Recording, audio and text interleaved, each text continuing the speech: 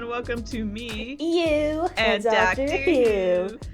Oh, Haley, it's been so long. I don't It think sure has. it's not gonna feel so long for the viewers or listeners, I think, because I'm probably gonna just be releasing these weekly or semi-weekly. But it has been a month, I think. A little over a month. It's been 2. 2 months? It's, I guess, in total 2 months. Mm. It's currently February of 2025, and I did some traveling at the end of December, beginning of January, and then I got the flu. Oh wait, I had gotten sick before that. Then I got better, went traveling, then came back, got the flu, and we just haven't had the time. And then, like, I think once I got better, you had some, like, scheduling stuff. Yep. That we were just having issues. You were supposed to even come over. We were supposed to hang out. And That's right. Yeah, it got foiled 3 times. I think the Lord himself is just forbidding our reconnection. I practically don't remember who you are anymore. I know. I have a whole new hyperfixation now. I don't even recognize you. Yeah, I was gonna say, like, I was nervous about coming back after it being a bit, and I'm gonna... Okay, this was the funny thing I was gonna say before we started recording. I have been listening to... Okay, so my hyperfixation right now is the show Severance. I'm sure by the time this releases, season 2 will be over, but we're in the middle of season 2. I think episode 4 just came out last week. And I have been listening to the official podcast, and it feels very similar to how we do our podcast a little, where they're just watching the episodes and commenting on it. You know what, Haley? I'm gonna let my ego take over. I think we're a little bit funnier than them. Aww. I think, like, maybe this is bold of me to say, and maybe we won't even have that many viewers, but you know what? I enjoy that podcast. I think our podcast is going to be just as enjoyable, if not more. Yeah, that's a partial compliment, I suppose. So I thank you. That's very sweet. You're like the Adam Scott to my Ben Stiller. Aww. But gosh, it's been a while since we've watched the two. We've got to watch part 2 of the Two-Farter. Part 2 of the Two-Farter. Part 2, and I'm so excited to watch it because everything I remember from these 2 episodes, I believe, is all in episode 2. Aside from, like, 1 or 2 scenes from not episode 2, but the second part. Excuse me. And so I'm excited to get into it. The episode writer for this episode is Russell T Davies once again. This is his era. I shan't interfere with what he does. And we have it directed by Keith Boak? I feel like Dr. Doofenshmirtz when he learns about the word boat. Boat? And produced by Phil Collinson. This episode came out in 2006. Feel old yet? Whoa. Haley, do you remember what happened last time? I don't know. I remember... Do you remember the time? So the doctor, and was this the one where they came back and, like, she's been missing for a year, and no, I think that was last previous episode. Oh wait, okay. No, it wasn't. No, it is. Sorry, excuse me. That is That's okay. The episode where she comes back because they do the unquiet. Ever doubt me again. Yeah, because they do End of the World, the Unquiet Dead, and then she comes back and she's like, "Hello, Mum, I've only been out for the night," and she's like, "You've been out for a year." We thought you were dead. We thought you were bloody dead. Which is a valid reaction, I think.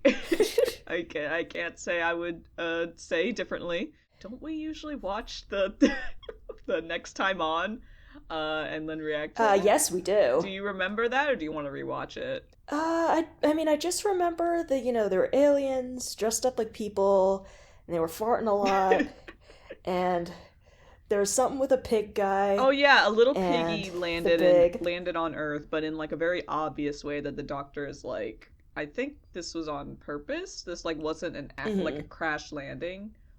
Oh, I think he said, like, that this creature originated from Earth. So he was saying, like, so that's weird that, like, he's in, like, an alien ship and he's crash landed here because this is a straight up just piggy guy. And then they killed him! They executed him! Oh yeah, and they did kill one human person, that, like, official... Who cares about that? Who cares about that guy? They, like, farted all over him, they killed him, and they took his skin, and they continued with their farting. Well, I guess if you don't have too many guesses, Haley, I mean, it's a continuous story, and there's not much to guess on. I just remember that we're about to get ready for a silent but deadly, apparently. I definitely remember Very that. Very polite of him to ask preference first before initiating. It's part of their fart culture. Yeah, but I think we just gotta get into it. I'm eager to watch an episode. It's been so long. Yeah, let's get this show on the road, baby. All right, we'll be right back. Blah, blah, blah, blah, blah. Trigger warning for this episode is a minor character death. Okay, well, welcome back, everyone. We've just finished watching the episode, took a little break, and now we're back. Haley, what did you think of part 2 of World War III? Do you think it was actually, like, it deserved that title of World War III? The title's a little self-aggrandizing, I feel. I do... Because the last episode will go down in podcast history as the first one that I was not crazy about. I believe I rated it like a 4 farting aliens out of 10 or something like that. Yeah, I think I am also in agreement with you, because, like, I think these 2 episodes I remember the least when I think back of, like, when I watched season 1. It's like, this episode felt like one episode to me, and the fact that I didn't even remember it was a 2-farter I think shows a little bit. And I do think this one was a little bit better, but I still don't think it was particularly fantastic. I won't spoil my rating because I've got a good one. I'm excited to get to it at the end of the episode. Oh God, I still got to think of mine. Yeah, spoiler alert, it's slightly higher than the other one. I will say, I think that the strengths of this episode, and maybe all of Doctor Who, is when they focus on, like, character interactions. And I think, you know what, I think I just feel like that for all shows. I'm a big fan of, like, you know, this premise can be happening, but if you don't have, like, compelling characters who, like, if you put 2 random characters in the room, they would still have an interesting interaction, then, like, what's the point? Completely agreed. Why are we here, people? And I think because the conflict, or I guess the bad guys in this episode, get defeated pretty early on. Like, you would expect it to be like a whole battle until the end, but I think the last, like, 4th of the episode is, like, character interaction. They really just, like, blew them up, and that was it. Yeah, they just I really thought it was going to be more complex than that. You know what I thought was going to happen was that there was going to be the big explosion, and then there was going to be, like, I'll get you next time, Doctor. And then they, like, crawl away or something. Into the gutter. Yeah, and then they'll go, and then the Doctor will be like, oh, I'm Northern, and good riddance. I don't know how to do a Northern That's his accent. famous quote. His famous quote. I love when the Doctor shows up and he Northerns all over the place. the Northerning Northern. That's how you describe me to people. Yeah, but this episode was, I mean, it's Russell T Davies, I think, I don't know if he said this himself, but I saw this on the wiki. I was saving this for the end for, like, the trivia section, but we might even just have to skip that, because, like, there really wasn't a lot of trivia for this episode that I deemed, like, interesting enough to mention. Some of it is just, like, production stuff, or, like, ooh, we named one of the cops after the town Christopher Eccleston is from, and I'm like, yeah, cool, he's dead. Cool. That's cool. Wow. And but I saw in one of the trivia notes that, like, they actually had to extend the ending because the episode underran. So I think it was the intention that most of the episode was going to be, like, them fighting the Slovene, but they had some extra time, and I think they filled that time up with really good story.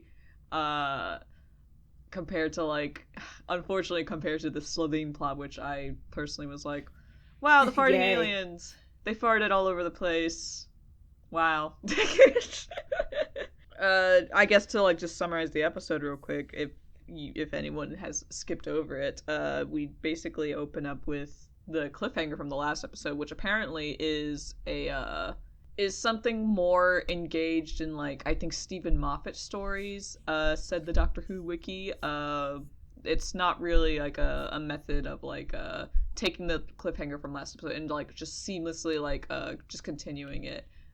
They don't really do that for a lot of episodes until like later on in the series when Mr. Moffat takes over or whatever. But I don't know if that's like a good ratio to have because there's not too many 2-part episodes of Doctor Who. I think in each season there's probably like 1 or 2 2-parters. If that makes sense. I'm saying a lot of numbers right now. But I thought it was very silly, the electrocution scene, because I had it made me think of a scene from Phineas and Ferb when Buford is like on the like balloon. No, wait. It's when Phineas and his friends are on like this floating balloon thing, and they're like, "Hey, we gotta get down." And then Buford goes, "I'm on it," and then he just takes a string and he pulls it down. And then Baljeet is like, "How is that possible? He doesn't weigh any less down there than he did, or any more down there than he did up here." Like when the Doctor grabbed like the it was an ID card from his chest and like held it in his hand. Cool, that thing's still electrocuting you. Yeah. Why are you still able to move around and like slap it to like these guys? And also, I don't think it was established that these guys were a hive mind. It was just that they were a family. Right? Yeah, no, I don't think the word hive mind was ever used. So I don't understand why electrocuting one of the Selene electrocuted all of them. I think maybe some of this writing was a bit like, we just need to move the story along. Type beats. And they started had these shenanigans like escaping in the elevators, and Doctor's all cheeky about it until Harriet Jones and Rose Tyler are able to lock themselves in like a cabinet, which they say is built like that because it's so old. Like he lists off the whole history of this room, and because it's so historic, of course there are sci-fi metal doors that are remote activated, and you can just lock yourself in there in a panic room. Yeah, that's what they had back in the 1700s. That's what they did to protect our founding fathers. Actually, wait, no. What do British people have? Do they have founding fathers? Oh, I don't know. British people. They have the founding colonizers. So while they're doing this, why did I put Rose and Mickey? Jackie and Mickey. I wrote Rose and Mickey in my notes. They sneak around badly. I mean, everyone is sneaking very badly in this episode. They're kind of just walking around out in the open and go, "Thank goodness they didn't see me." And I'm pretty sure they would have seen you if this wasn't Doctor Who. But go off. And then we sort of like start entering this scene of like the Doctor on the phone with like Mickey, and so everyone's finally talking to each other, but everyone is like in such a bad mood. The vibes are off, I think. And even for alien apocalypse, it's a little much. Yeah, maybe not all, because I think Jackie's mad at the Doctor because obviously he like basically kidnapped her daughter without her knowing and had her missing for a year. That's crazy that happened. Mickey is mad at Jackie because Jackie had accused him of being a part of the kidnapping or disappearance of Rose. So he's mad at her. She's mad at the Doctor. The Doctor is mad at Mickey for God knows why. For no reason. I think you said like he might be jealous of him because he's Rose's boyfriend or something. Yeah, like I wasn't sure if they were trying to, like, I don't feel that way, or I don't think that would be an interesting direction at all, but I wasn't sure if they were trying to set up like some kind of crappy romance subplot. I feel like at most the Rose I feel like at most Rose has a crush on the Doctor, and the Doctor is like, "This is my good friend Rose who I travel with." And then Rose is kind of like, "Wow, this is amazing. You're amazing." And the Doctor's like, "Thank you." And I hate your boyfriend. And I just hate some reason. I think he's just annoyed by him. That's my theory. Is that I don't think we've been given a valid reason why the Doctor would not like him, except for the fact that I guess from the Doctor's perspective, Mickey just gets in the way of like what he's doing sometimes, which just feels very petty.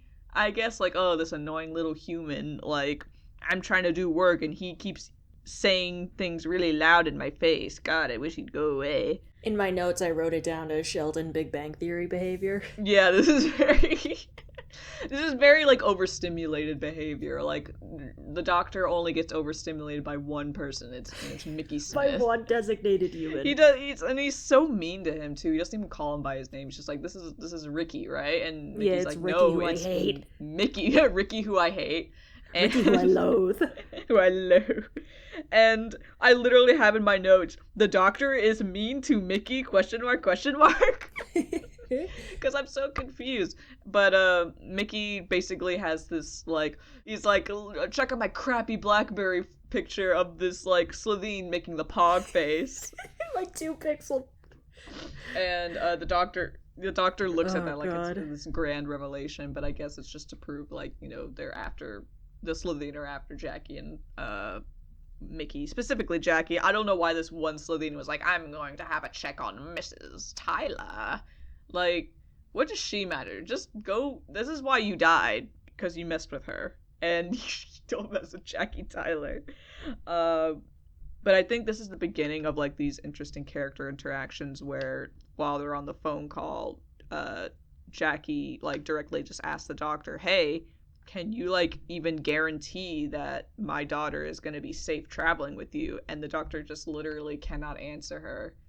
And this begins the common, or the reoccurring, it's not a joke, but it's more like Jackie keeps asking these questions of the doctor, and he and Rose just keep not giving her direct answers.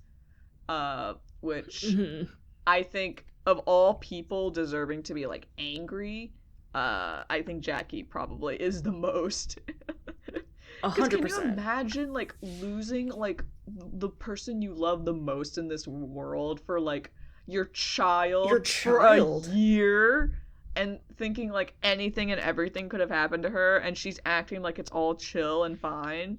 In our reaction to the episode, I mean, you know, I don't want to be too biased by my mama's girl identity, but I was saying, like, you really can't spend one night with your mother after she thought you were dead for a year. Yeah. The space meteor storm, whatever the heck, will still be yeah, there. Don't worry about do it. another time. Like she's like saying, it's a time machine, we'll come back for you. It's like, yeah, it's a time machine. You can hold it off for like 5 minutes. Or how about you use that time machine to go back to tomorrow and spend some time with your dead mother? Good gracious. Because I think the craziest thing is, like, because Rose is basically saying, like, hey, you know the reason I've been gone for a year? I'm gonna go back there and, you know, risk being gone for even longer. Because I guess we might as well talk about, even though this is, like, more later in the episode, I think it's kind of crazy that she's saying, like, you know, I'll just be like 10 seconds basically. But, like, the whole reason this happened was because the doctor said, yeah, it's just been like 1 day since we've gone back, and I'm going to take you back like 1 day. And then he was the one who messed up. Like, they can't make neither of them can make promises like that. Like, I'm going to be back in like a minute or two. Like, literally. From Jackie's perspective, every feeling she has is very valid, and I do not blame her. Yeah, no, I would lose my mind. I do not blame her for her actions. Except I do not approve of her blaming Mickey for all this. Feels very rude. Even though I know Mickey can't really explain, like, why he didn't have anything to do with it. I mean, Mickey's just getting so much crap from all sides. Like, he deserves to just blow up at everybody, honestly. He's gonna this episode was like Jackie's crash out, or these 2 episodes. If I recall correctly, I do think there's gotta be, I think there's episodes in the future where Mickey crashes out. Like, he deserves it. I look forward to it. Yeah, I can't wait till we get to there. He has not to spoil anything, he has a very interesting question mark, I guess arc, would you call it? Like, storyline. He goes on a journey. he journeys, and he ends up somewhere, and I guess we'll find out where he ends up, whether physically or metaphorically, where he might be. I really like him. He's one of my favorites, so I'll be very upset if I personally am not pleased by this ending from a 20-year-old TV show. I will not be happy. I'm going to be writing stern letters to Russell T the Davies. Queen herself. Oh, I'm going to the slip Queen? them into her grave because she's dead. I'm gonna have a seance session. I'll bring her back to life. When Russell T Davies is right there. I think Russell T Davies, he's back on the show, I think. He, like... Oh, is he? Yeah, he did, like, the first four seasons. He ran the show for the first 4 seasons, handed it off to Stephen Moffat. Stephen Moffat handed it off to someone else, I don't remember the name. And then now it's back in the hands of Russell T Davies again, I believe. Nice. And people have mixed feelings about his new episodes, but that, you know, we'll judge them when we get there, and I haven't seen those episodes myself yet, so I don't know. But where were we? Everyone's yelling at each other, and then the Slitheen's show up, and but they, you know what happens is that, let me tell you what happens. They explode him with vinegar. And he just, like, green Nickelodeon gags all over the place. Oh yeah, I have in my notes like Nickelodeon green dye ramen or something.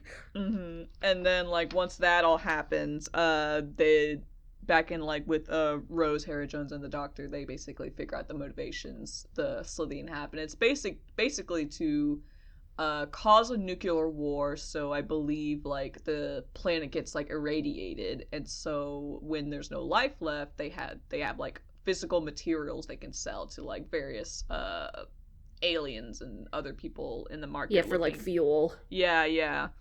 And the Doctor's basically like, wow, that's crazy, I'm gonna kill you now.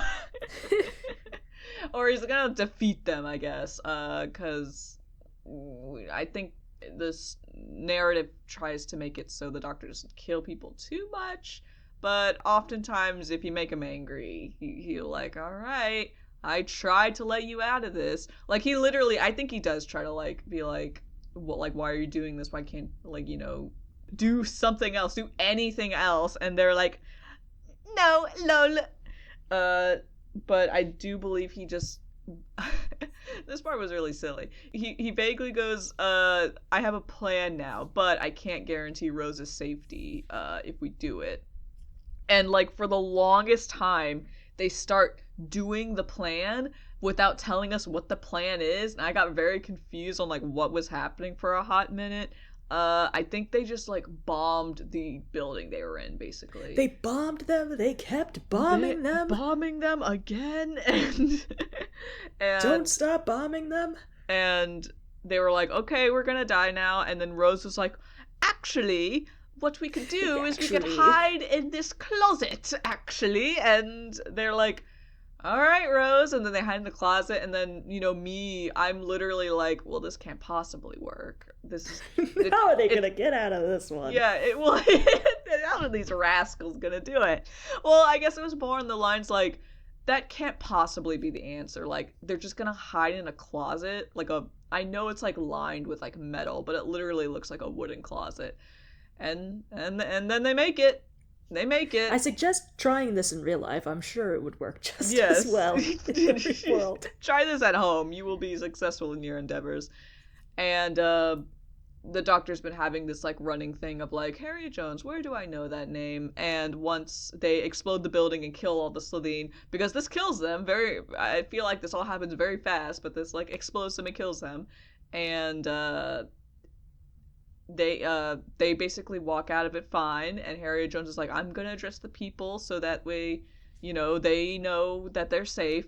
And then she walks off, and the Doctor is like, ah, yes, she's the future Prime Minister. I only remembered it just now.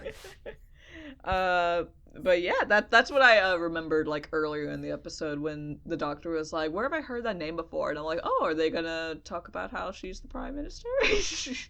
Oh, does that actually come into play? We get to see her become Prime Minister? Not to say anything in the future, but she does appear a little bit later as the Prime Minister. Oh, that's cool. Yeah, and... I like that, because she's likable. She's a very likable character. It's very funny how See, that I felt like was using the fart joke a little bit better, was because that's a little more creative. Was her like, while they're about to be blown to smithereens, she still feels guilty saying the word fart, Yeah, that's especially because funny. I that shows her character well too, that she's a very polite person. Yeah, because the joke isn't her going like saying the word fart like a lot of these other jokes have been. It's her going pardon the word and then Yeah. doing that once and then saying fart again and again going pardon the word. Well, again, they're about to be blown up. Yeah, and she's much more polite about it than we were about farts. Um, Especially in our actual episode reaction, we're not the most polite people. yeah, it's listen, we just like being silly. We're silly little guys, all right. But this basically saves the day. She's on TV. She kind of gets the credit for like I guess saving the world. I don't really remember why. I guess because she Politics, because she gave a good speech, because she was like, because she got to be alien racist for a bit and be like, mankind's number one, and everybody was like, yay, yippee! We hate aliens! I hate aliens! Mankind's the best! I can't say that! Oh my god. Yeah, well, yeah, she basically gets credit for, like, saving the world or the country. I guess it's World War III, so I guess she saved the world. Jackie and Rose are like later watching this on TV, and Jackie's like, "Oh, you deserve the credit for that." And then, okay, so I want to talk about this next scene. I know where this is going, because the way it happens is, Jackie goes, "You know what? You know the doctor and you guys have saved the world. I'm willing to like talk with him just to get to know him, since it seems like you're going to be like staying and hanging out with him." And I'm like, okay, I like where this is going. This is good, character talking, especially for someone who, went through trauma, basically horrible trauma, losing her daughter. The fact that she's willing to like sit down and talk, amicably with the guy basically responsible for it, I think says a lot about, what she's willing to do because she loves her daughter. Okay. I'll tell you this much, Haley. I did not remember this scene from season 1 of Doctor Who. The doctor basically, he's calling her and he's like, all right, you ready to head out or whatever? And Rose is like, well, can we stay for a bit? My mom wants us to have dinner. And he's like, why would I want to do that? And she's like, well, it's just like a cup of tea. And he's like, yeah, I don't really do that. Let's go to this like star explosion nebula thing, and that will be pretty cool. And you could either go and stay for dinner, or you could come with me and check out the cool stars and stuff. And Rose like takes not very long to think about it and just starts packing up her things to like go with him and leave. And her mother is like pleading with her while she's doing this to like stay home. Haley. It's heartbreaking. This feels so toxic. It is. This if if my friend had a boyfriend doing this to them, I would be like, girl, get out of there. What? He won't have dinner with your mom? This is you're introducing your mom to this guy, and she's not willing to have like dinner with her like one time. And again, that brings up the point of like, Rose later says like to try to quell Jackie's concerns, like, oh, it's a time machine. We'll basically be back in like a minute.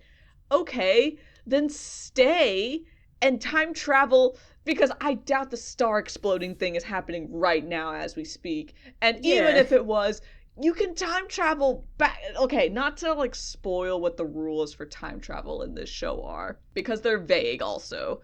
But it seems to be that you can travel to a time where your past self is currently in. Like your future self and your past self can be hanging out in the same time. The problems occur when you start interacting with yourself. Like you can even be as close as like you can see your past self or whatever. But I do believe there are multiple moments in this show where like characters have like traveled to a time where they know their past selves are like currently hanging out somewhere, even if like they don't know where they are, and they're all doing their own thing completely fine. No weird paradoxes or time stream mix-ups. Even if it was happening right now, you can just go back in time to go visit it. You can't have dinner for like 20 minutes. with Again, your mother thought she is dead for a year. a whole Sure. year. You know what? Rose has no work-life balance. She needs to balance these time escapades a little bit better with her actual life, and the doctor needs to start respecting those boundaries. And oh, and it's so sad hearing her mom saying like, "I'll get a real job," like basically begging, like, "I'm gonna get a real job. I'm gonna work on the weekends," like doing anything to get her to stay. That's really crushing. And like I feel like you could like maybe argue that there's a bit of a toxicity there, like making promises you might not be able to keep, but I feel Yeah. like compared to what the doctor is doing, like this is obviously very serious for Jackie, and I feel like this may be like the first time like she feels like, well, I this is probably the first and only time she felt like Rose's life is being like fully seriously threatened right now, as opposed to like, Yeah. you know, that like this is not comparative to like Rose is moving away somewhere and Jackie could just like call her, and she's like, "Oh, don't move. I won't. You know, I'll do this. I'll do that." This is literally her begging her to stay because she's worried about like her daughter's livelihood. And Yeah, because she doesn't want her to get hit by a meteor and ripped apart by fart aliens. yeah, Which is pretty reasonable. Yeah, it'd be reasonable. And I thought this was the most interesting part of the episode, really, because like I could go on and on about like this is like a negative thing to be happening or this is toxic, but it does make for like a conflict in a story. So Rose can like have all this fun stuff happening to her, but I'm glad that there's still a bit of like groundedness of like her actions have consequences. She can't just like go on these like monster of the week adventures because because something could literally happen to her in every episode, and it seems like the doctor is like, I never said that you would be safe. I'm telling you right now that it is not safe to hang out with me. And the fact that Rose is like, yeah, that's fine with me, the narrative seems to take that as a okay. And Jackie goes, what the hell? That's not okay. And I think there's also, and I think, what is it that Mickey says? He's like, I don't think I could handle this, so I don't really want to come with you, but don't tell Rose I said that. Yeah, that made me so sad too. Like, I wish Mickey could just talk to Rose about this. I kind of understand, like, he doesn't want to be, like, a bummer or something. But yeah, bummer alert. Yeah, like, I feel like especially considering when this came out, it could be like a masculinity issue too. Like I wonder if he's worried about seeming like unmanly. Yeah, looking weak or something. Like, yeah, there could be an aspect of that, like, because I think Mickey did a really good job this episode with all the hacking. He did. With all the hacking and stuff, even though, like, if I was being a critic about it, I'd be like, he just said I'm in. He literally just said I'm in after typing the password. Well, that's all you have to do, right? Yeah, that's all of hacking. Yeah, I think like maybe he feels as though if he traveled with Rose and the Doctor, he would like, as opposed to like occasionally being compared to the Doctor, he would be constantly compared to the Doctor. And I don't think I would want that either, but I also think that maybe if I have a girlfriend, I would want to communicate with her on a regular basis, as opposed to she's going traveling with some strange man that, from my perspective, I met once, and then from the moon, and then never from the moon. I met once a year ago, never saw him again, and then here he is again. Because now that you bring it up, it is occurring to me how in like family-friendly adventure shows, this is very common for like.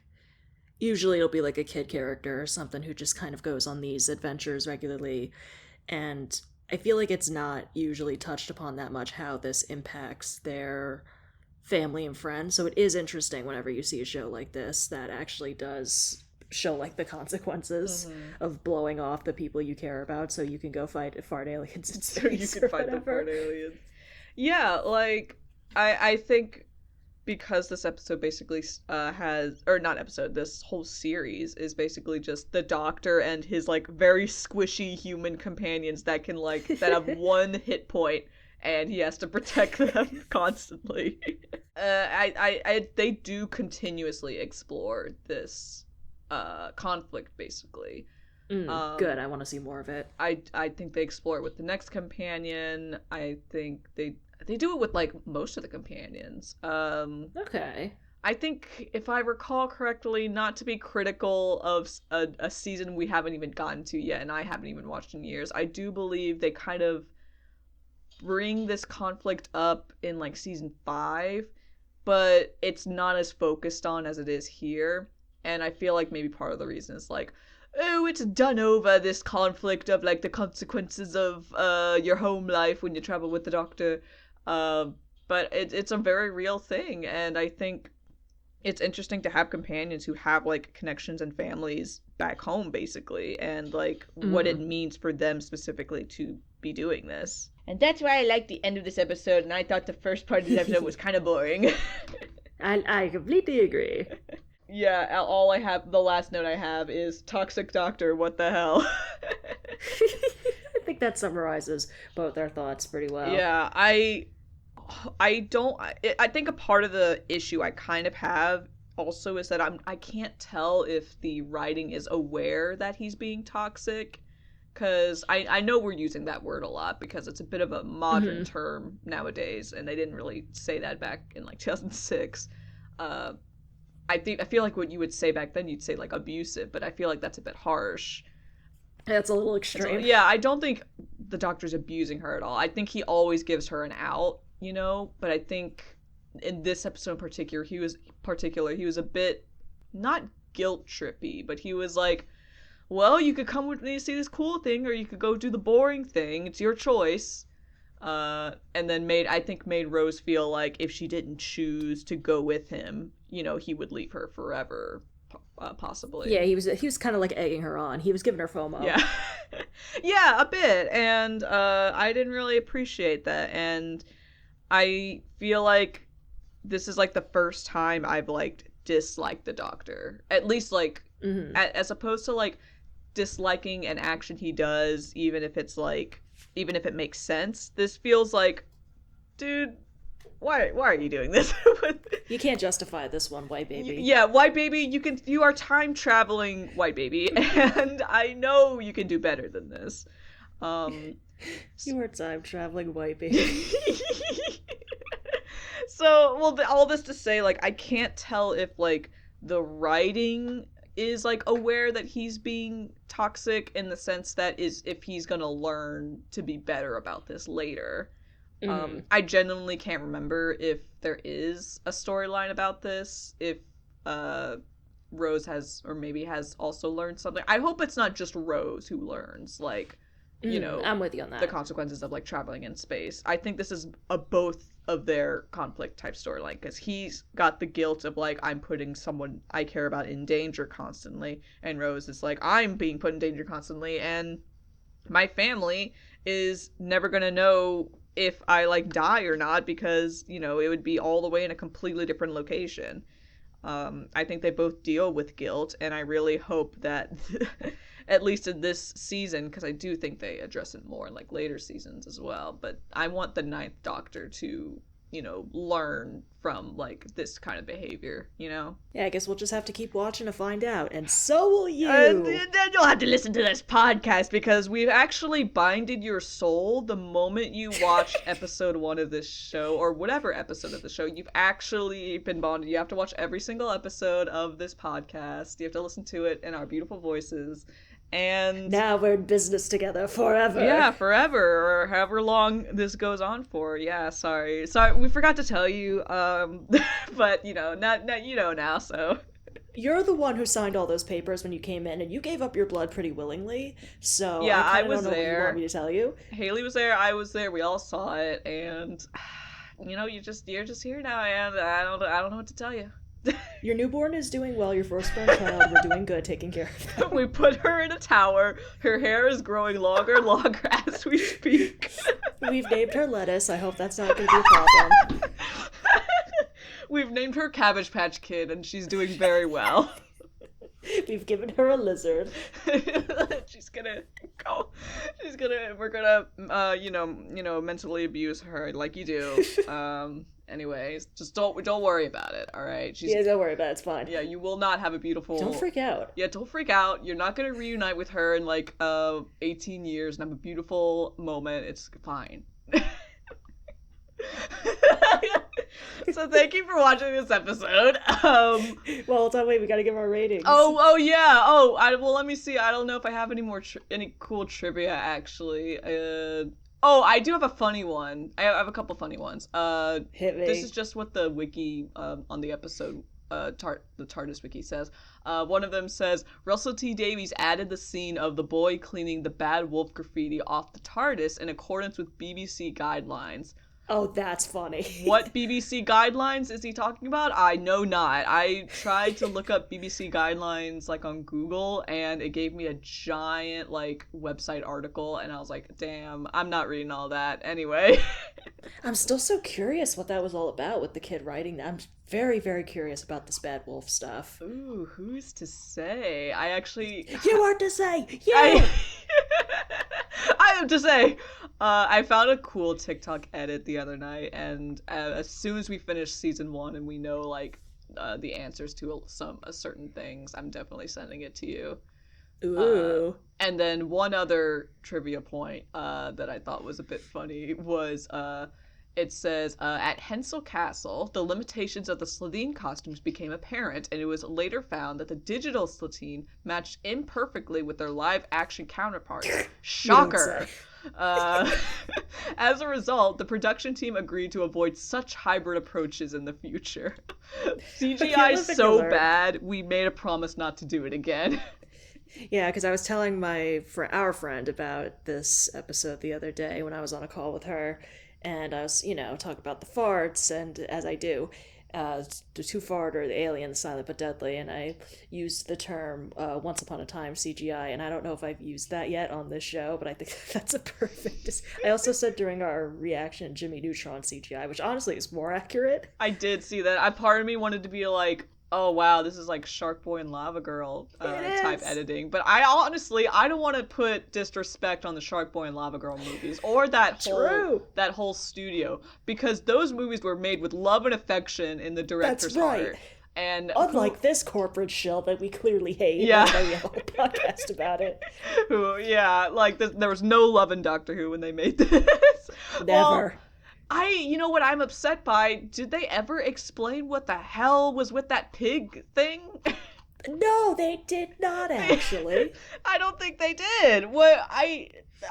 Because I can get that, like, maybe the spaceship was theirs and they like sent a little creature out. I guess it was like to instill like fear or paranoia maybe. Why was the pig bipedal? Why was he able to run around like that? Like, I thought that was gonna come back when it was revealed that it was a business. Like, because I made a joke where I was like, oh, we've been stealing pigs. I legit thought it was gonna be like, we've been stealing animals and, like, turning them into slaves. We've been pig farming. Making food. Yeah, or something. That might have been interesting, I think. Yeah. That would have saved the episode. We should be writing this show, actually. We should have been writing this when I was 6 and you were 5. You know what? We gotta get a time machine ourselves, and we're gonna fix it all. We so do. We are going back in time to get turkeys off the menu. We're going back in time to put pigs on the menu. That's right. That's right! Okay. I think that's all I have for, like, trivia. All the other trivia was kind of boring. But I guess if anyone is interested, I literally just get the trivia off, like, the episode wiki page. So go have a gander if you're so curious. Haley, what do you rate this episode? I'm gonna rate this 5 metal closets that can somehow allow you to survive a nuclear explosion. Let me. I actually have to think about this. What's a funny moment? Okay, I got it. You could do it. No pressure. Okay, I got it. All right, I'm gonna actually get specific with this. I'm gonna give the first half of the episode, I think 3.5 blackberries out of 10, and then the latter half I would like to give it 6.75 my god, blurry JPEGs of us pogging Slytherin out of 10. I like that they go together. Yeah. That's my favorite one from you so far. I really thought the first part of the episode was kind of boring, and it's like, oh, the fart aliens again. Except for that, I think you really like that one line he said where, like, that's the... Oh, yeah. It was like, that's the last time one of these, like, the people on this rock are gonna get lucky. He said it much better than I could. Yeah, it was like, that's the last time a human is ever gonna get lucky, or something like that. However he said it, I thought it was cool with his Tim Curry voice. The first oh, you know what? Here's a trivia I could talk about. Thank you for bringing up Tim Curry, because I looked this up while we were, like, on our break before the episode ends. Because we were like, wow, he does sound like Tim Curry. And then I was like, I wonder if he was in an episode. I feel like he's one of those guys who could, like, have been a side character in an episode, and I, like, completely forgot about it. Oh, yeah, and he is British, isn't he? I think so. I always forget. That, or... Because when he was doing Rocky Horror, the British accent he said was, like, in mimicry of his, like, grandmother, so I couldn't remember if he was actually British. I think he is. Which is crazy to think that he played a New Orleans detective so well in the Gabriel Knight games. Shout out to the 3 Gabriel Knight fans out there listening to this. We love you, and I hope you listen to our podcast. But I had looked it up. I don't know 100% if this is true, but it seems that the internet says that Tim Curry apparently was in the running for playing the 8th Doctor. So the Doctor right before the 9th Doctor, who had... that's interesting. Yeah, I don't know. Do you remember what I said about the 8th Doctor? Like, do you know? It's like a movie, right? And it's like the transition between old Who and new Who. Yes, exactly correct. So for like... Oh, do I get a star? Yeah, you do. You get a gold star for remembering Doctor Who trivia. This is your first one of the podcast, and hopefully you will earn many more for being a good noodle. Yeah, I better. If you take one of these away, I'm going to quit. You're gonna crash out. So help me God. You're gonna crash out like SpongeBob when, like, Mrs. Puff, like, dramatically scraped it off the wall. He's my highest kin for a reason. For real. But yeah, he was, like, in the running for, like, playing him, and apparently the only reason he didn't was because there were, like, scheduling issues. I guess he was doing more important stuff, which is fine. He was busy recording for Gabriel Knight. Yeah, of course. Yeah, we got the guy we got. I don't remember his name, but I think he did a good job. He did another, like, little special, like, later on. I do believe it's supposed to be pretty good. And we'll definitely watch it when we get around to it. Chronologically. Well, not chronologically. I want to watch everything in order of, like, episode releases and stuff, as opposed to, like, chronologically in order, you know? Yeah. As God intended. Well, I think that's it for us. I definitely had a lot of laughs. I feel like not because of the episode, but because I'm talking with you, Haley. Oh, thank you. But we'll see you guys next time. We'll have to... I'm so excited for the next episode. Me too. If I remember correctly, it's very good, and it'll be definitely a lot better than these last two. And Haley will have some, I guess, maybe theories about what's gonna happen, and you'll have to find out later. Woo! Woo! Alright, goodbye, everyone. Thank you for watching. Goodbye. Peace.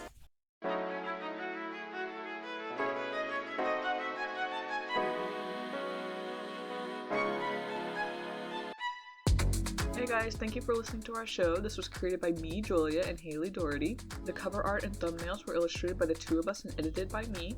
Episodes edited by me, and social media is run by Haley. The theme song and other sound effects are by half.cool. You can find us on Instagram at me_you_and_Doctor_Who, on Twitter at me_you_and_dw, and on TikTok at me_you_and_Doctor_Who. You can find this podcast on Spotify, Apple Podcasts, and YouTube. Thank you for listening. Bye!